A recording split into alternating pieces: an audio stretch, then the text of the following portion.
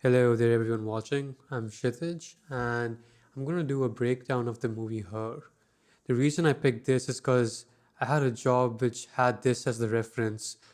Now, before I start, I'd like to just tell you that I've already gone ahead and done a reverse grade on the entire film, scene by scene, which basically means I have a version of this. I'll just show it to you.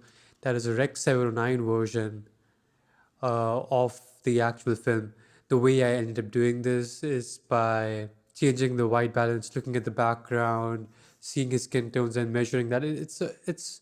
I didn't put too much time in it, but just so you know, it's quite doable if you know how real life looks like. Not that hard. With that being said, this could give us a good insight on what they were going for and what they had when they were working. So let's just start straight off. This is the first scene from the film. It's quite simple. You've got a key coming in from here, an edged light as you can see coming in from here, and then you have this very soft shadow out here.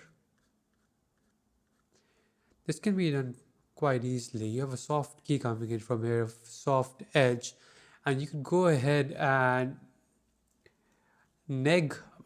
Maybe I might not use a neg out here, but rather just use it with the shape. And this wrap you see on his left side of his face could come directly by shaping the light, and then the bounce fills it in. So you have, and you can actually put in a bounce. In fact, I would not go ahead and put in an egg because that would take away from uh, the contrast. It would create more contrast than it actually is. In fact, if you see his eyes out here, you can see the key out here. One really great tip to see where the light sources are by looking into the eyes, and you can see many times you can see where the key is coming from. Now, I'm not going to go ahead and play the entire film, but I'm going to scrub through this first scene. And do remember what we're going for. The next part of this scene is this. This I'm going to scrub a bit faster so you know what we're doing and what's the end goal. And then you see how you're going to light it. Because it starts off with a mid, but then you have a tracking shot which opens up to a wide and establishes his working space. So to do that, you have the least control in the wide, right? You have the light coming in from. So if you see her shadow, you have the light coming in from this side or somewhat like, yeah, something like this, and it's probably they shot this based on the time of day, and they pre-planned when to shoot and how to shoot. Now with this in hand, what you can do is have a look at our main protagonist because he doesn't have hard light. The rest of the office, if you see, everyone else has hard light on them, but our main guy does not, and he in fact has a very soft light coming in from the back and a fair bit of contrast out here, quite different from what we had seen out here. Oops. Yep, it's quite different. Look at the difference in the lighting on his face. It's supposed to be the same shot, right? But now his right side of the face is quite lit up, and out here it's quite dark. This is quite justified. There's a scene in between which I cut out actually, but you can justify these shots by putting a scene in between. And also, people are quite lenient on how you actually are with consistencies. I'm pretty sure it worked for most of you out there. But that being said, you have a soft source on him, and then the hard light sticks out, and we go about going forward. Now, the interesting thing is when you actually see the reverse grade out here, and this is quite ugly in my opinion, but it did a really good job in the grading stage.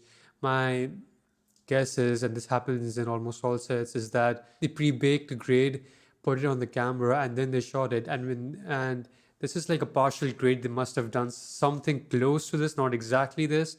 And when they were doing the actual grade, they had something to work on. They weren't going in blind. Now our next shot is this one. The interesting thing about this one is that you don't see any external lights. It's all done in an overcast day, which is perfect for consistency. And on top of that, he is the only one wearing red. Now, red is used normally for, when you're showing someone in love or anger or things like that. But out here, it's just to isolate him because the thing with red is your eyes directly go towards it, and everyone else is in like a cooler shade. Even the yellows that are warm aren't as eye catching as his red. If you're curious, the reverse grade looks something like this. Not that big of a difference, but I do believe they brought the levels down for sure. They shot it at a brighter time in the day, and then they brought the levels down so they have more control over the actual dynamic range. All right, so this shot is one of my favorite shots in the film. It's actually a montage shot of the memory, but this is one of the references I had gotten. Now, this looks fairly simple to do. It's all whites and it has good art direction, simplistic art direction. But let's do like a reverse grade and see what's actually happening. You know what? This doesn't look half as bad as the previous version. The good thing is that you have to strive to make your frame look as good as possible without the grade. The grade is like the cherry on top. You can do a lot with the grade, but having a base foundation to work on is really important. Anyway, and you have our main guy sitting out in the harsh sunlight. She is quite soft. First thing that comes to your head is how are you going to get him inside and get the same dynamic range? Because these two things are quite different. You can pretty much see everything that's outside. Everything is within the dynamic range of the camera. What's interesting is everything inside is also within that dynamic range. To do this, you would have someone pulling the aperture down as he comes inside. And you can see and in the edge that now this is starting to blow out. And as he comes inside, he's a bit dark, but suddenly he gets a bit brighter as we go along. Like it's a bit dark out here, but it's fairly bright again out here. And then you can finally justify why we have practicals lit up in midday. Simple stuff. Doesn't look half as bad, does it? With the Rec 709. Way better now, though. Definitely.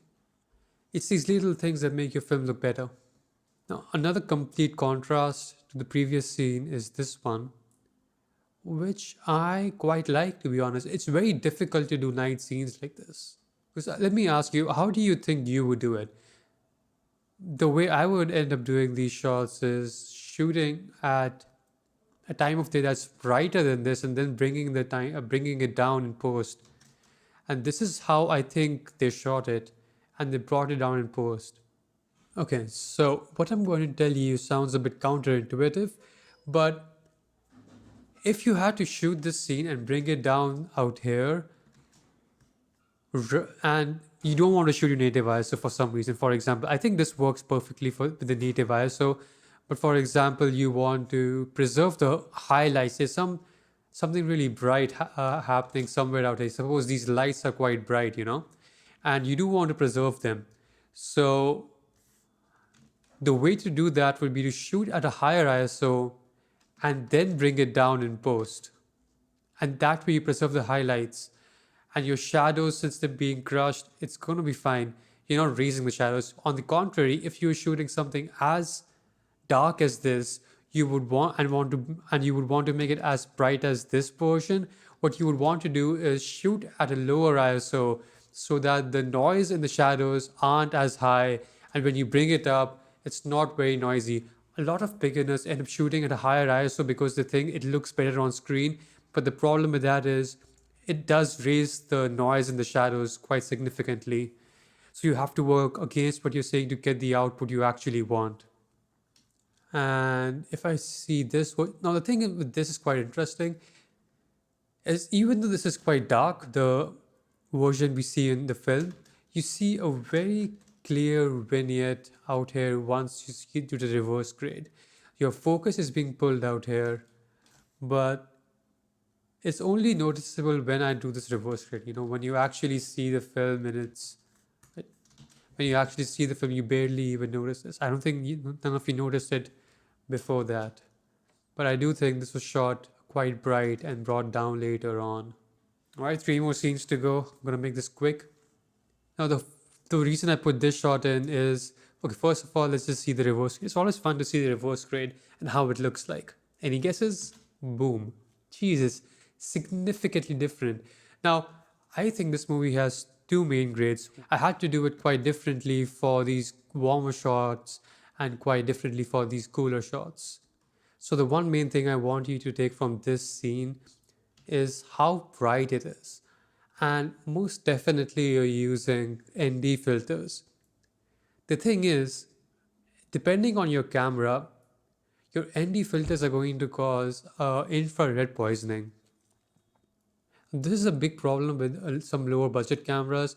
The Alexa has actually already comes out with ND filters which are balanced, so you don't get air pollution on that. But if you get any third-party infrared, third-party ND filters, there's a good chance it's not balanced, and you would get air pollution. What ends up happening with that is the blacks out here, like his pants. And I'm sure they're using something like an ND6, ND9, and I'm sure without a balanced ND, these black pants would be quite red. Look it up. It's quite a big problem. You have to be aware of doing this before you actually end up on set. And then now your art director is going to be putting in a lot of effort to get the right colors in. You could mess it up very easily by not getting an IR filter because the output is messed because of that. And there's pretty much nothing you can do to retrieve it. So you have to be cautious going in about all these problems and how to solve them. Moving on. So this, I think they have a mirror behind him out here, and they just, there we go. I think the lens they use is an uncoated lens, so the flares are quite prominent out here, and someone in the back is flipping a mirror to get this lens flare. This is actually quite interesting, and you might not think of it. Whoa. Anyway, so you might not think of it as extremely difficult shot to do because you have, let's see what's happening. You can see the light out here and you can see it's coming in from this side. You have already an established backlight from here and maybe some negs, some big negs out here. But what you can see is okay, definitely you have a high contrast happening out here now, right? And you have negs out here. The key is coming in from up. Oh, what the fuck? Oh, so you can actually see what's happening perfectly out here. You've got like an upstage light coming in from here. You've got your negs out here, and that's about it, in my opinion. Maybe you get a bounce somewhere out here to wrap it a bit more, but this is quite high in contrast. You've got the light coming in from the back, which is basically the entire frame apart from him. So you get this edge coming in from that side. If you want more edge, you might get something in from here, hitting him in the back or on top of, or maybe even behind him, from the top. But what's interesting about this scene is when you look at it, when you look at it with the reverse grade, completely different, and the light isn't actually warm. It's quite bright. It's quite cool, and that makes sense. That's how actually lights would look like. So going in, it's quite important to get the right temperature lights when you're doing the grade out here, because you have these bright, cool, daylight balanced lights in the parking lot, but out here it looks a bit a difference between cool and warm because these lights in the back are way warmer than what's up on his face. So it's quite interesting to actually see what you're going for. And on set, on location, you would go like, all right, so these lights, daylight balance. What I need to counteract this with is some cooler lights on his face. So the lights in the background are warmer than what's on his face. Simple stuff, simple solutions, but they go a long way if you know how to actually shape the light or curve the light. And I bet they have a LUT on the camera to actually see the difference of the color ratios of the light on his face and in the background. Alright, moving into one of my favorite scenes in the movie is the last scene. And actually, as you can see in the waveform, all of it is quite low. Nothing crosses 384, does it? Apart from these very prominent highlights, but all of it is quite dark. And if you do a reverse grade on this, I think I did a bad job with the reverse grade because I'm not sure, but I would definitely shoot this at a brighter time of the day and then bring it down. Maybe it wasn't as bright as this, but it definitely was brighter than what you see out here. And then it was brought down in post. So I believe what Hoyt did was light it up with these small LEDs that he could get on the rooftop. And this was done with a very small crew. You have this established out here that there are these lights out here. I'm not sure if these are also portable LEDs just put out there. Very much possible you can do that, you know. It works with the environment. You're on the rooftop and you can justify why these lights are out here. And then we have a last scene out here. You know, maybe not as bright as I would suppose it would be, but then because you want the city to be lit up as well. If you shoot it too bright and then bring it down in post, it doesn't matter if the lights in the city are all turned off, you know. But at the same time, it can't be so dark that you don't get any information out of it.